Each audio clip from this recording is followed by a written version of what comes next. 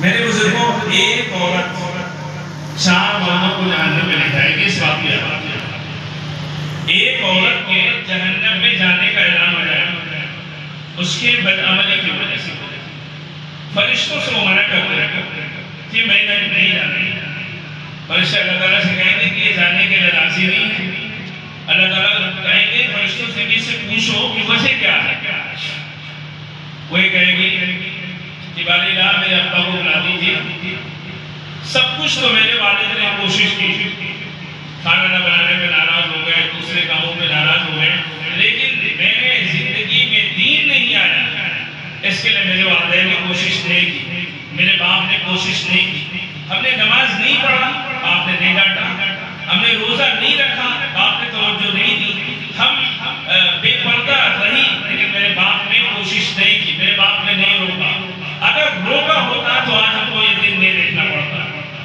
اور اللہ تعالیٰ کا اعلان کر چکے تھے کہ قُوْ أَنفُسَكُمْ وَأَهْلِيكُمْ نَارًا۔ اب ظاہر سی بات ہے کہ اگر باپ نے کوشش کی اور اس نے نہیں مانی، یہ اللہ کے علم ہے، اور اگر باپ نے کوشش ہی نہیں کی ہے تو باپ کو بلا کے کھڑا کر دیا جائے، اگر سے باپ جنت کا مستحق ہو۔ دوسری کو یہ کہ میرے بھائی کو بلا دیجیے، بھائی کو بلایا جائے گا۔ اس میرے بھائی نے کبھی مجھے دین کی طرف، دین سکھانے کی طرف توجہ نہیں کی، اور مجھے تمام غلطیوں پر کبھی ٹوکا نہیں، کبھی ڈانٹا نہیں۔ اور اگر حقیقت یہی ہے تو بھائی کو بھی روک دیا جائے گا۔ اس کے بعد بیٹے کو بلایا جائے گا۔ بیٹا، جس بیٹے کو ماں نے اتنی محبت سے، اتنی محنت سے مالا تھا، اس بیٹے نے اپنی ماں کی طرف کبھی توجہ نہیں کی۔ چونکہ یہ اہل علم کا مجمع ہے، اس لیے میں یہ بات کہتا ہوں خصوصاً اپنے احباب سے اور دوستوں سے کہ اگر میری ماں نے باوجود جاہل ہونے کے ہمیں اور آپ کو عالم بنا دیا، مفتی صاحب بنا دیا، قاری صاحب بنا دیا، کیا ہم نے یہ فکر کی کہ ہماری ماں کا قرآن درست ہے کہ درست نہیں ہے؟ کیا ہم نے گھر جا کر اپنی ماں کا کلمہ کبھی سنا یا نہیں سنا؟ کیا ہم نے اپنی ماں کی نماز درست کرائی کہ نہیں کرائی؟ اگر ایک ماں اپنے جاہل ہونے کے باوجود ہمیں اس مقام پر اپنی کوشش سے پہنچا دی، کیا ہمارا یہ فرض نہیں بنتا ہے کہ اپنے ماں کے قرآن کو ہم درست کراتے، اپنے ماں کے کلمات کو درست کراتے، اپنے ماں کے عقیدے کو صحیح کراتے؟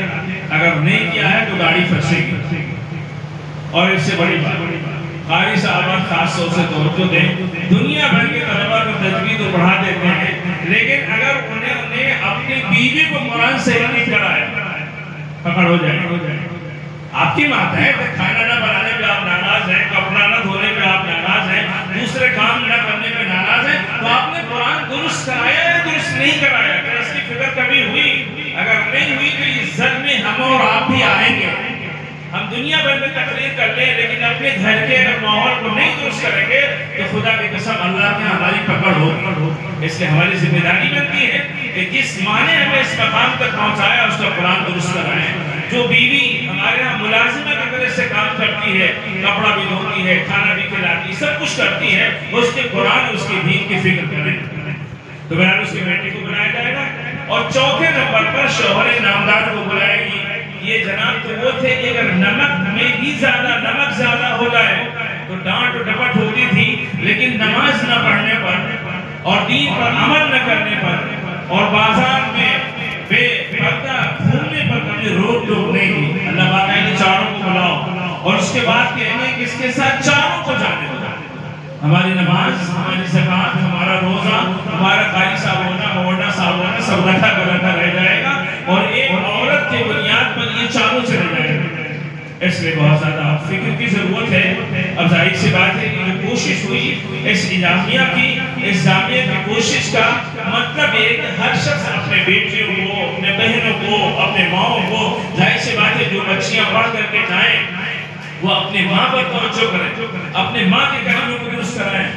جو طلبہ پڑھانے ہیں وہ جانتے ہیں کہ شعبان میں ہم نے آپ لوگوں سے وعدہ کیا تھا کہ جب آپ اپنے گھر جائیں تو اپنے والدین کے کلمہ کو سنیں، ان کے عقیدے کو درست کرائیں۔ کیا ان کو معلوم ہے کہ مومن ہونے کے لیے کیا شرط ہے؟ یا نسلی مسلمان ہے، دادا بھی مسلمان، نانا بھی مسلمان، اس نے وہ بھی مسلمان ہے، کیا وہ کچھ جانتے ہی نہیں جانتے؟ اگر آپ کو دارالمعلمہ میں بھیجا ہے تو یہاں سے جا کر کے یہ اپنی ذمہ داری بنتی ہے کہ ان کو یہ بات بتائیے تاکہ ان کو خوشی ہو کہ ہم نے بھیجا تو کچھ ہم کو مل